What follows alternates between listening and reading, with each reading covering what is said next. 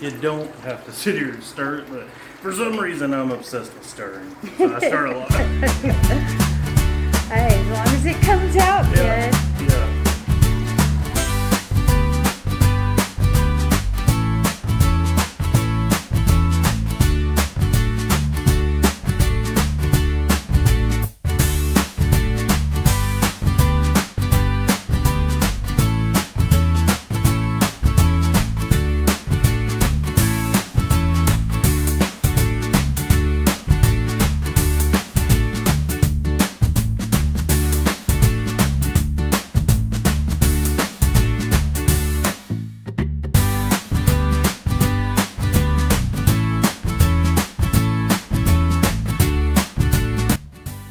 Hey guys, welcome to Brew Day. I want to start this video off by saying thank you to Evening Shade. She is completely sponsoring this video, so thank you for making this happen. We are going to be doing a chocolate milk stout. And not only are we doing a chocolate milk stout, but it's going to be on nitro. So this is my first ever nitro beer, so I'm pretty excited about it.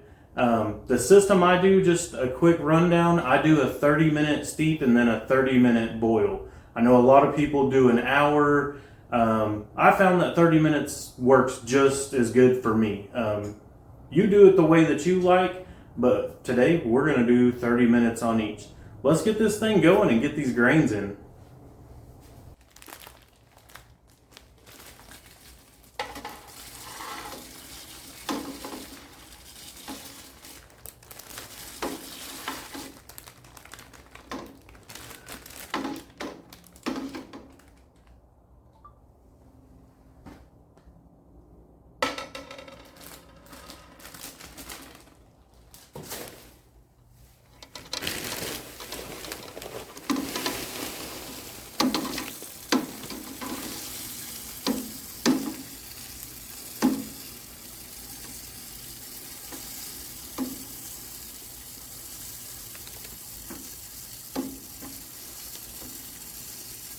So how much is going into this?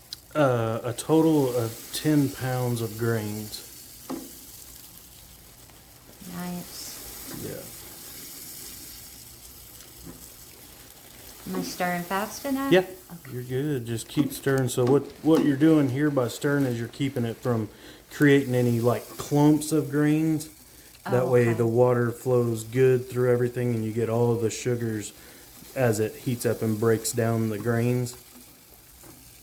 Okay. And it'll start getting thicker and thicker. It almost smells like a coffee, like a hint of coffee. Smells good. Yeah.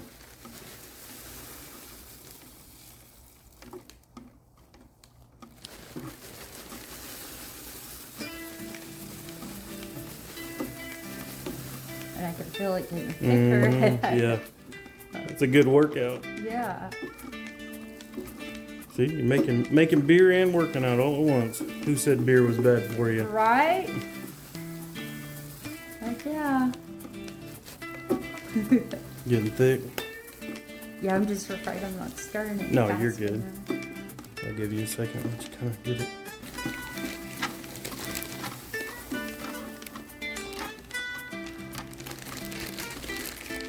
Keep stirring. Turn this around here real quick. So what this does is it circulates the water from the bottom back up to the top to help Okay. keep it running through. Watch your hand, it's gonna be hot when it comes out a little bit. But it'll help kind of keep it from being so thick, yeah, on the top here.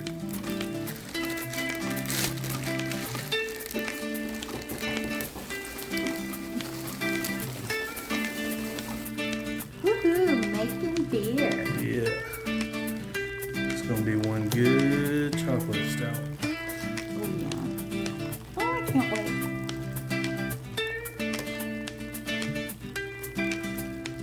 May have to have contests. Let somebody win some beer. Yeah.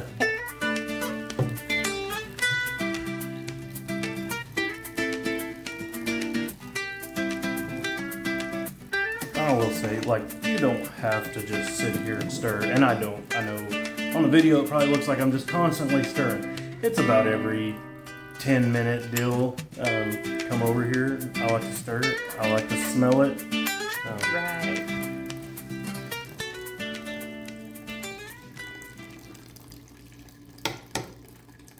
Get a little fan going on there.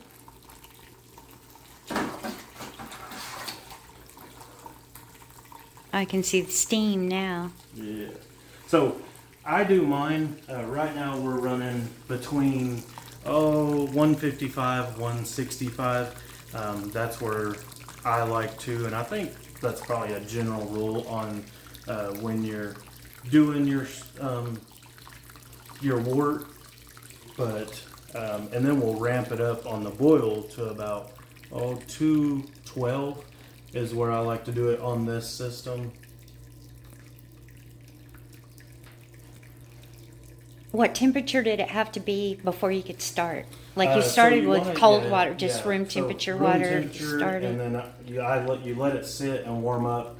And I generally like to get it about 160, 165 before I start it, because naturally when you start adding the grains, the temperature will drop. So I always in this process want my wort to be above 150, 155. So that's why I usually start at about 165 to give that temperature drop, and I don't have to worry about it falling way too far and then having to catch back up.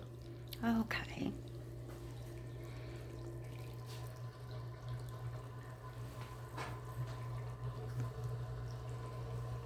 Did you ever see yourself making beer, just brewing beer in your garage? I didn't. So luckily, my wife is super supportive on the million different hobbies I've had. So thank you, Chasney, for that. But my cousin Cori, well, this is kind of something we started together. He started initially, and of course got me all excited about it, and here we are today, running system, all brew and kegging beer. And if you'll actually look behind us, Trifecta Brewing. So it's me and my two cousins. We kind of do it together, and there's just a little bit of our what's on tap and in the keg or in the fridge right now.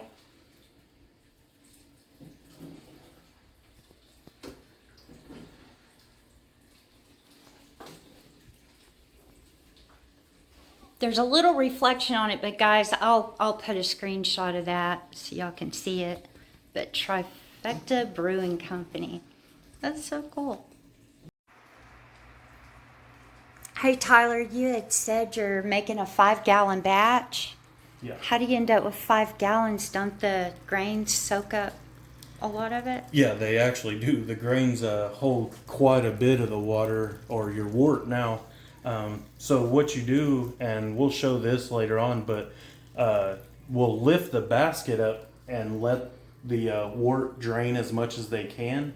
And then you always got to have a little extra water to steep. It's where you pour fresh water over the grains, and it essentially washes any sugars and stuff stuck to them off. Oh, okay. And then that's how you kind of top it back off to your 5-gallon mark. Oh, okay.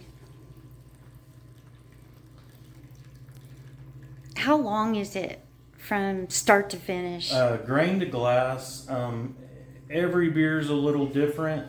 I'm going to let this one sit a little bit longer, and that's what you call conditioning after it's done fermenting. Once it's done fermenting, you can let it sit. Some people, you're excited and ready to go. But I have done some in 7 days, from brewing to carved up and in my glass drinking.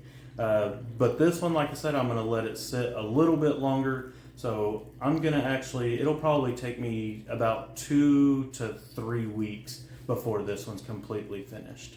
And we're doing the nitro, so we'll let it sit and get them good old nitrogen bubbles. Cool. All right, guys. So our mash is done. We've got a great wort going. Now we're moving into the steeping part. So what I'm going to do is I'm going to lift the basket and let all that great wort run through them grains and out. And then this is where we'll actually add some water. We'll rinse the grains to get all them good sugars off, and then we'll start ramping up to get into the boil.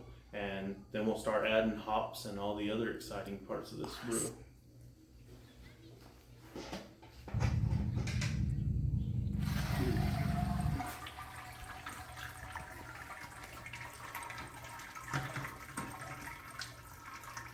There we go. Now we let it sit and drain through, and we will run a little bit of fresh water through there to, of course, bring it up to our 5 gallons and to wash the grains. So, I'm gonna let this sit for a minute and let it drain pretty good before I start dumping more water on it.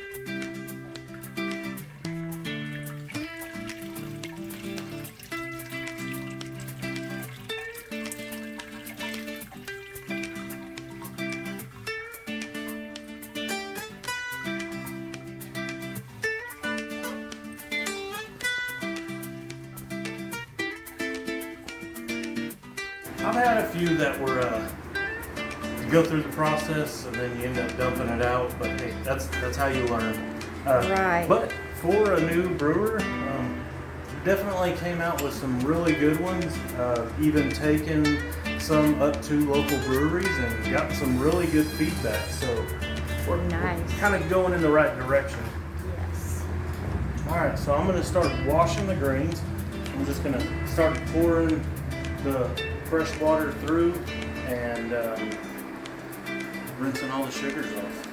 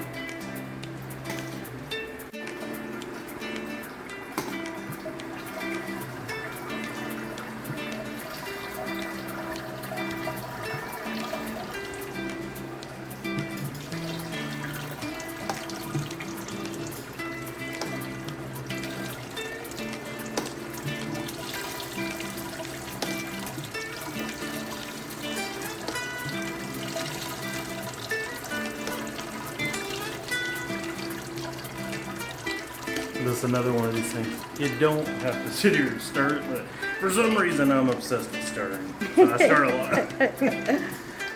Hey, as long as it comes out good. Yeah. So Right. I know there's a lot of people that are probably like, "Oh my God, this guy's an idiot for just stirring all the time." But I don't know. But it looks that way in the video. Yeah, I mean, yeah. we have actually. He has stopped, walked away, went in the Yeah. house. Yeah. Just every time he stirs, I start recording. Yeah. The only reason I'm really stirring now is I just feel like it kind of helps drain a little bit faster, kind of mixing it up, try to get Yeah, those it would. sugars going through. So, Definitely. but we've got the temperature right now. I've got it going up to about 212. So as this cold water we just ran across, and there is times I try to heat up some water and dump over it. That way it's not dropping my temperature. But I started off with 4.5 gallons. So it wasn't a whole lot of extra water I'm really needing to add, so it shouldn't really affect us too much.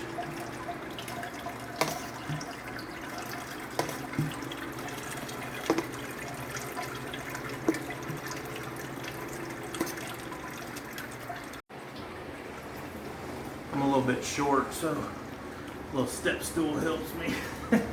Heck yeah. I mean, I'm a solid like 5'9", depending on what 7-Eleven I walk out of, but Right.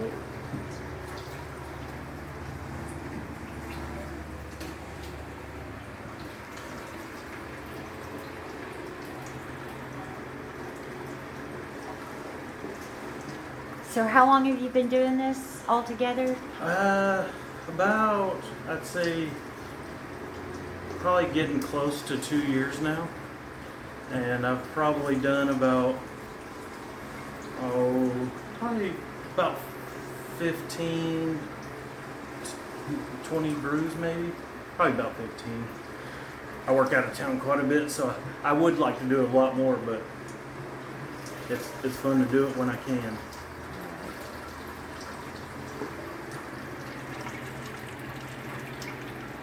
Can you see in here? Yeah. I'll tell you what, too. My cousin, they've got chickens. After you use these, this is good food for chickens. Oh, wow. Yeah. So you ain't gotta waste them. You can actually ground this stuff up. I've seen pretty neat people ground it up into powder and use it for fiber to put in their meals and stuff to get extra fibers. Wow. So yeah, just Now because you're done making beer don't mean the grains are completely done. Well, that's interesting. That is cool. This is a pretty must. I keep Star San in a bucket just for like bigger things I want to soak and clean my hands, but also a spray bottle. Not as necessary during the boil because it's hot, it'll keep any germs, but as soon as you cool it, after it's cooled down under that 80 degrees, that's when it's very susceptible to get germs or anything, and that's what can completely run a beer. You put all this work into it, and it can be ruined in a matter of seconds by touching stuff with dirty hands. So Right. when that point comes, I just constantly, I will spray this stuff on my hands, anything I'm using. I'll even dip my hands in the bucket or transfer tubes, just anything I use after it's cooled to make sure that I'm not contaminating the beer. Right. So don't want that. It's a lot of work, and Oh, yeah. we've had some stuff like that happen to where you do all this work and you've got something great going, and then when it's fermenting, you pull it out, or as soon as you get it kegged in, it's soured. I mean, if you like sours, I guess let her roll, but Right. I'm not going for a sour right now. I don't know many chocolate milk stout sours out there, so I'm sure somebody's done it. But Right. yeah, just gotta keep things clean. So Star San, it's a really good disinfectant. I think might be the word for it. It kills any germs within seconds. So I definitely use a lot. Here's a Star San. You can get it on Amazon. You can order it online, different stores. But it actually don't take a lot. In like 1 ounce of this will make you 5 gallons. Oh, wow. So yeah, Okay. you don't use. I mean, you use a lot of it, but it lasts. Right.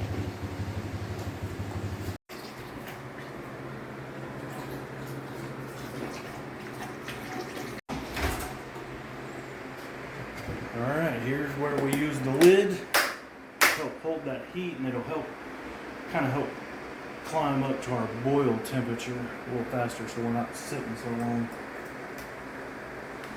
So we're on the climb to 212.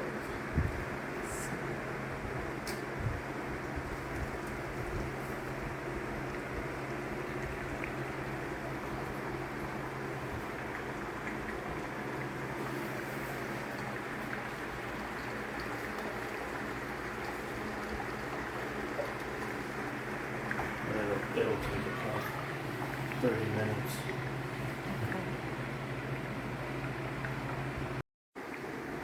Okay, so right now we got our temperature coming up to the boil. I've got it set for 212. Once it gets there, we'll start our 30-minute timer, and then that's also when we will add our hops. One of our hops will go in the entire 30 minutes of the boil, and the other one will go in about the last 5 minutes of the boil. Okay.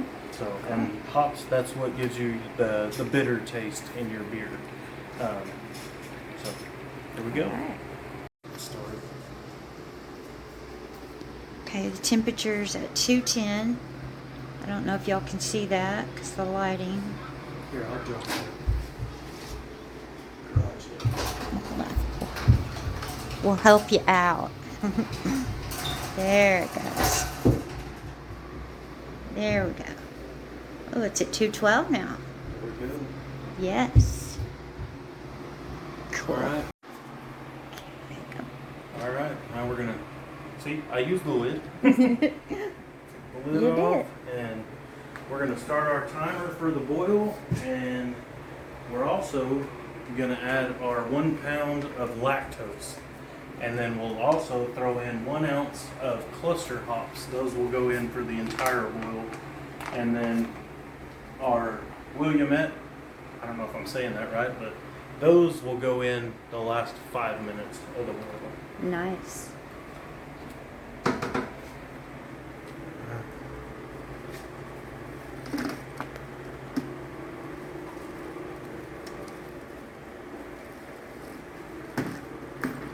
That smells good. Yeah, it is.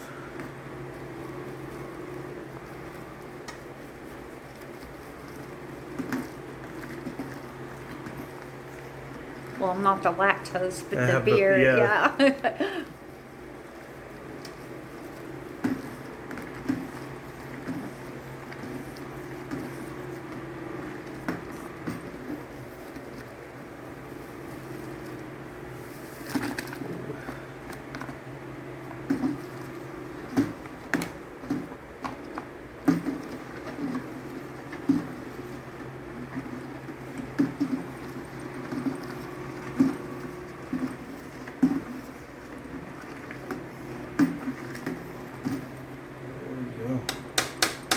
Lactose,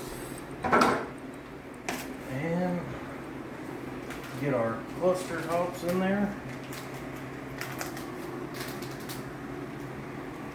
Show you. Are you going to use the strainer? Yep, we'll use it. Okay. I was going to show you kind of what they just look like compressed pellets. Oh, wow. Yeah, it does. Some Looks of- like rabbit food Yeah, or it does. some kind of, yeah, pet Nice. food. Some smell better than others. Some of them smell kind of. Yeah, let me like smell it. It's like an earthy smell. Oh, yeah. Yeah. Very earthy. Yeah. Like medicinal earthy. Yeah. Drop that. And these things, they swell real big too. Oh. Let me get those dropped down in there. Just like that. So it's a strainer. Yeah. Yep. Now we'll throw our lid back on here. Don't just hold that heat in.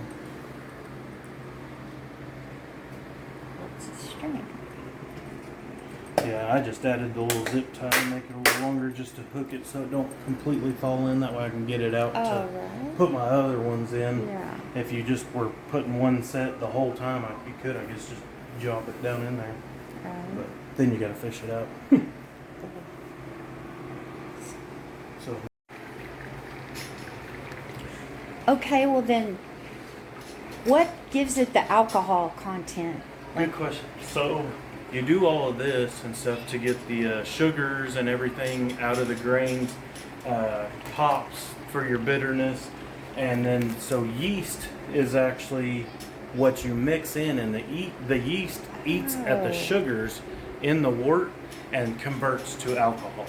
So Oh. yeah, the sugars and yeast is where you actually get the alcohol. Okay. Yep. And then at the end, that's where we'll test it to get our gravities, subtract them, multiply, and figure out exactly what alcohol content we have. Okay. Awesome. Okay, so while we're waiting on that to happen, it's cleanup time.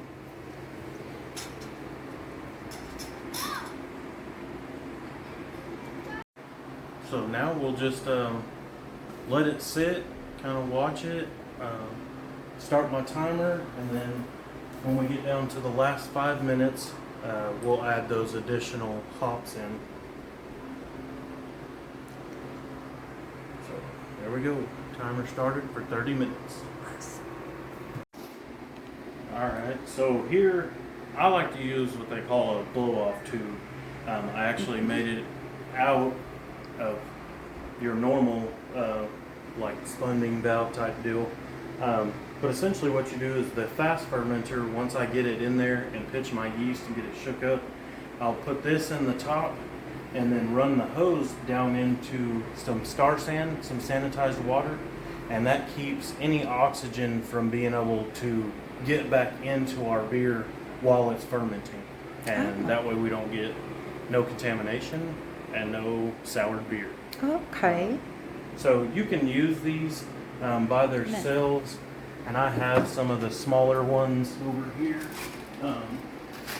And these you can stick in the top and fill up with sanitized water. But if You you see that up close. so there's two different styles. You can use these and you just fill up a little bit inside of here.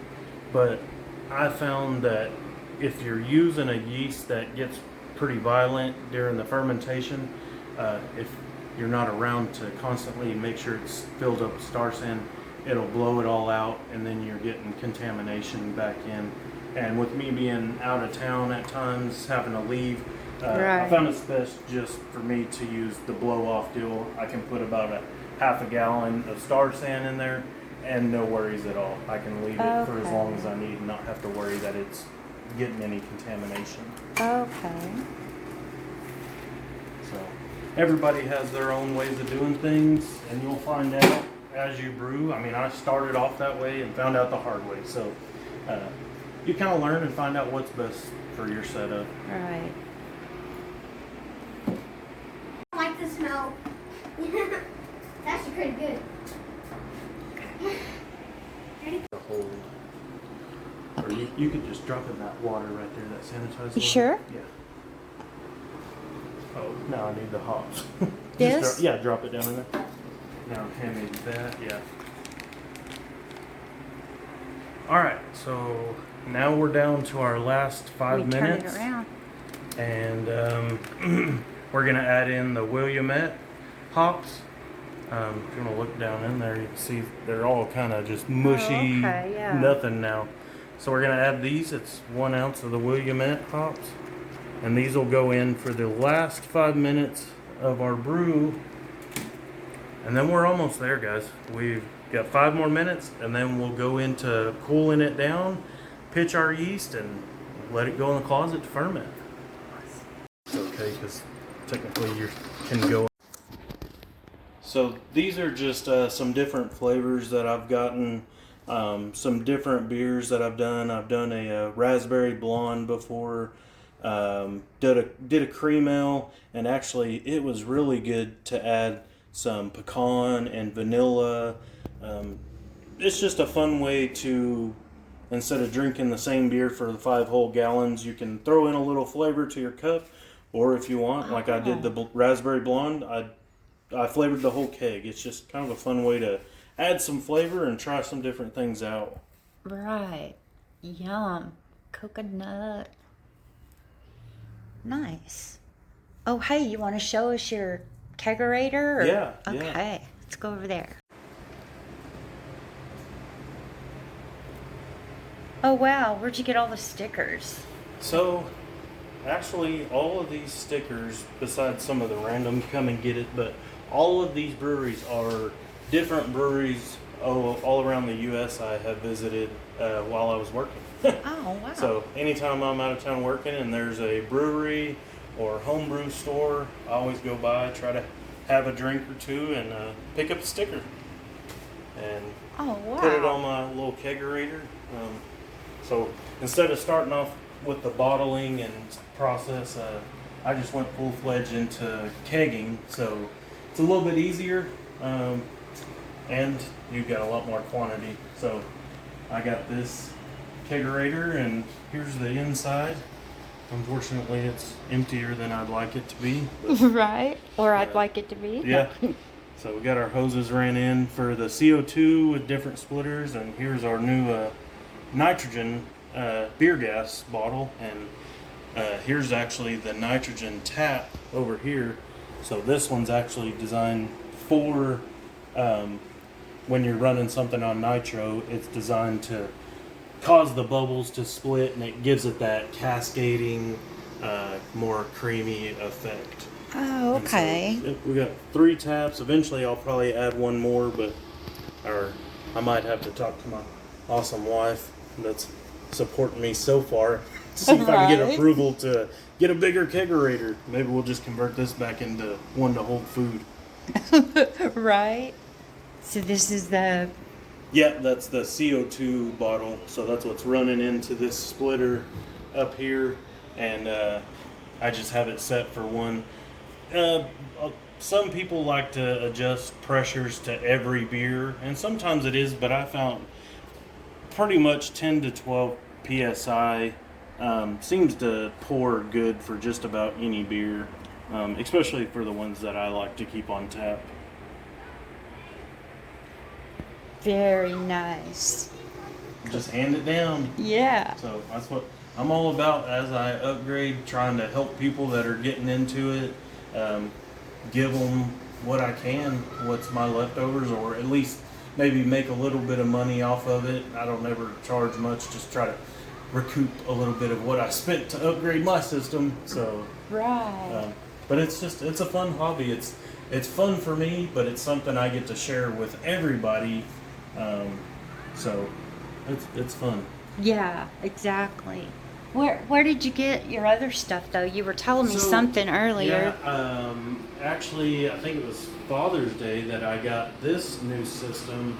Because like I said, I used to do the pot and bag system, and I found a guy on Facebook Marketplace that was selling this, and he got an upgraded system, and I actually acquired this system and this is an all-in-one also, but you can do up to about 15 gallons in this system. It's a lot bigger one. I haven't used it yet, mainly just because I don't really do that much. If I had a group of friends or something and was going to do one and they were going to take part of it, then I'd probably use this and make a big batch. But for right now, I stick to the 5-gallon one. But it's nice to know that I've got it and I have the capabilities to do it. I also got this plate chiller, which before I was using actually this style of wort chiller. But I found this thing is just amazing. I can cool the wort down in a quarter of the time that I would with that side. It's got plates going through where it runs wort and cold ice water. I use ice water in here. Okay, yeah, I noticed Run that. it through with just a bilge pump. I just pump it with a bilge pump through, and so with it, thinning it down in such small plates in between the cold, it rapidly chills it down to our under 80 degrees a lot faster. Saves me a lot of time. Okay. And then I can pump it straight from there with my pump on the Robobrew straight over into my fermentation with a hose, and we'll show you that here in just a little bit. Oh, okay. So, Okay. yeah, it makes it a lot easier.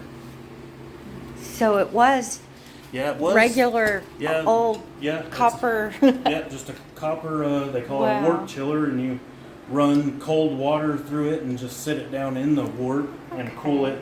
And it works good. It's definitely something great for anybody that's starting off. And shoot, I would still use it now, but having one of those definitely makes it a quicker process. And this kind of deal, especially that's one of the processes that's when you're cooling it down, you want to try to do it as fast as you can, and this definitely does it, and it takes some time out of the whole process altogether. Right. Cool. Yeah, I really enjoy this system. It's worked out real good. So, and it's a lot of fun.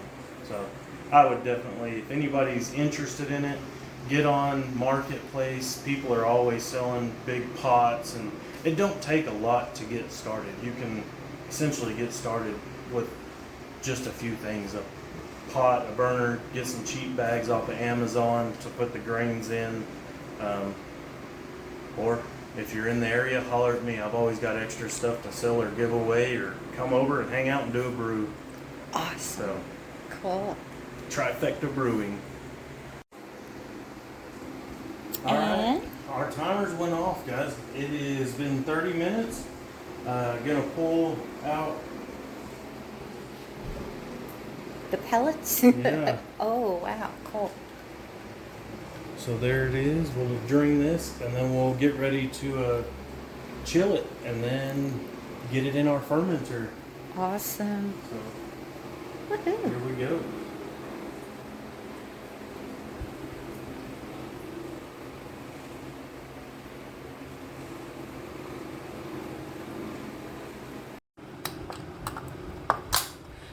Good old quick connects make it a lot easier. So these are set up Locked and loaded. Yeah, I use the pump off of the Robobrew to pump the wort out through the wort chiller and then back up into it until it's cooled.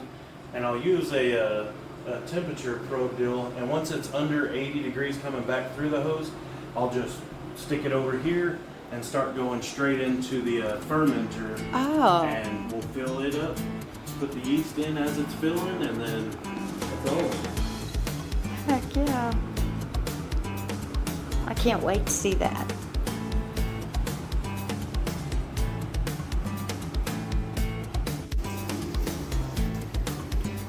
Alright, so now what I'm doing is I'm running some ice water through the chiller, and then I'll kick on the pump and run the wort through it also, through the plates, to start cooling it down. So here we go, we got our deal going. Plate chiller's cold. Here we go, let's kick on the pump.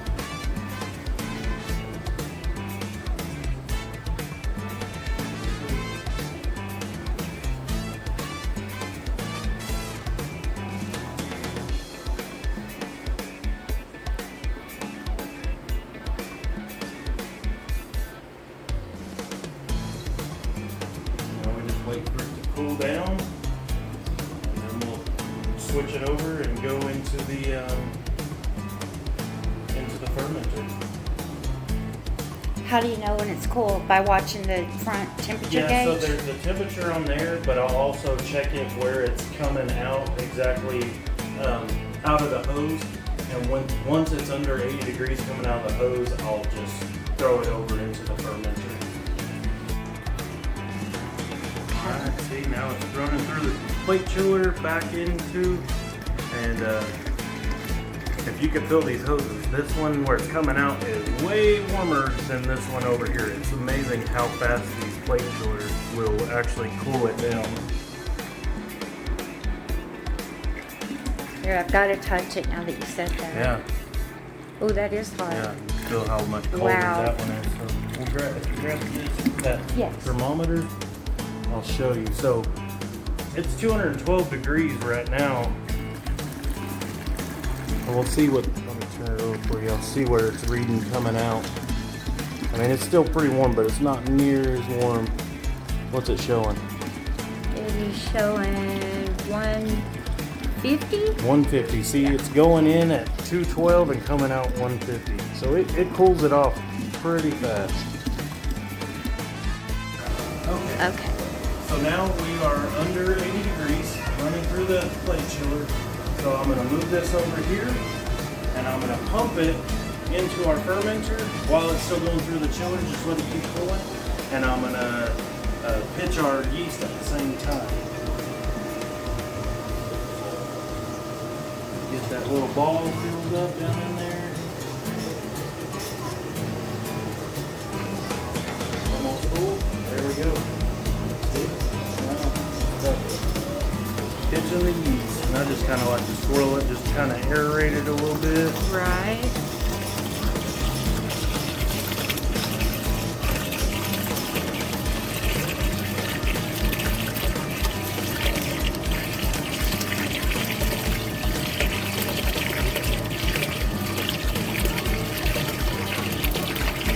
Like I said, everybody does it different. I used to just put it in a 7-gallon carboy and then fill it up and then put the yeast and shake the crap out of it. But Now I don't have to wear my back out.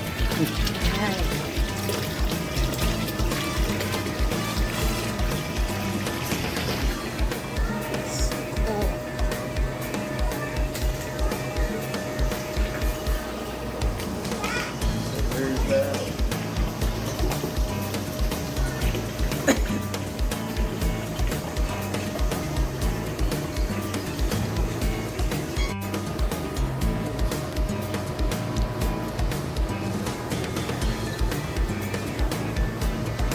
You said there's gallon marks on it? Yeah, oh, on it's the other this side? side, Oh, yeah. okay. I should have turned it around for you. That's all right.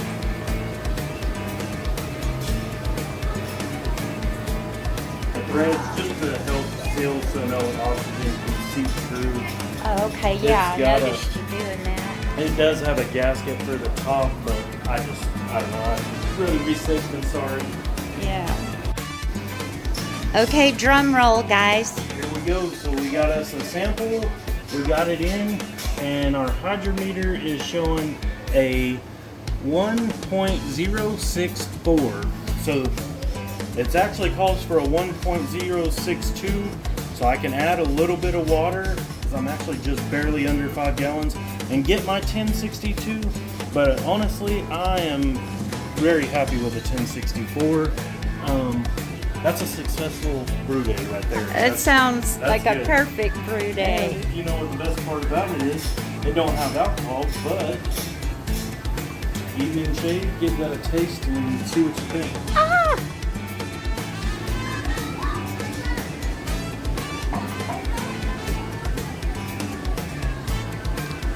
Oh my gosh, that is good. Oh wow.